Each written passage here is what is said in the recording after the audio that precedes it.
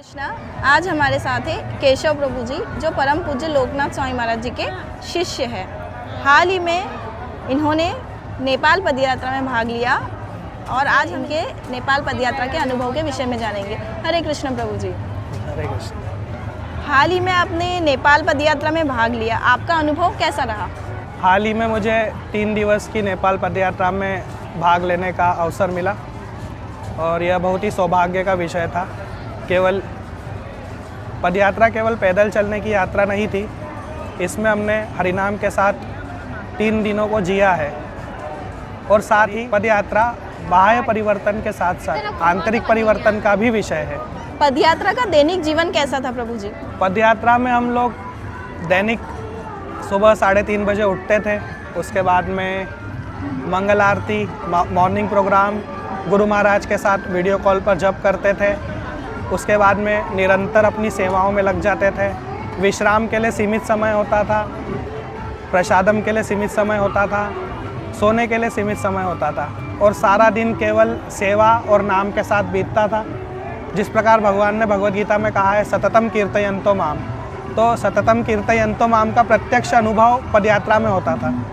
जो यह केवल शास्त्रों का वचन नहीं, मतलब वहाँ पर प्रत्यक्ष अनुभव लगता था। प्रभु जी, यात्रा के दौरान कौन सी सेवाएं विशेष रही? हम एक स्थान पर 1 या 2 दिन से अधिक नहीं रुकते थे।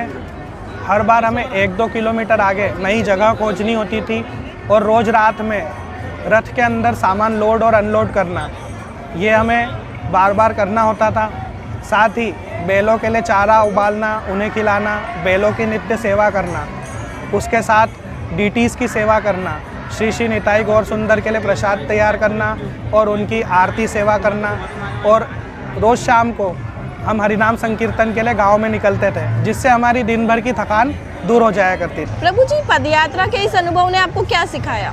पदयात्रा के इस अनुभव ने मुझे ये सिखाया कि जब जीवन नाम और सेवा के इर्द गिर्द केंद्रित हो जाता है तो हमारे जीवन में आने वाली कठिनाइयाँ भी आनंद का रूप ले लेती है।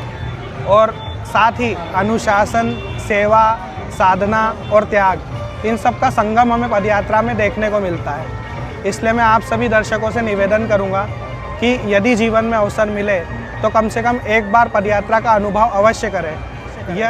यह जो अनुभव है, यह वास्तव में जीवन दृष्टि बदल देता है। केशव प्रभु जी, आपका बहुत बहुत धन्यवाद कि आपने नेपाल पदयात्रा का अपना अनुभव हमारे साथ साझा किया।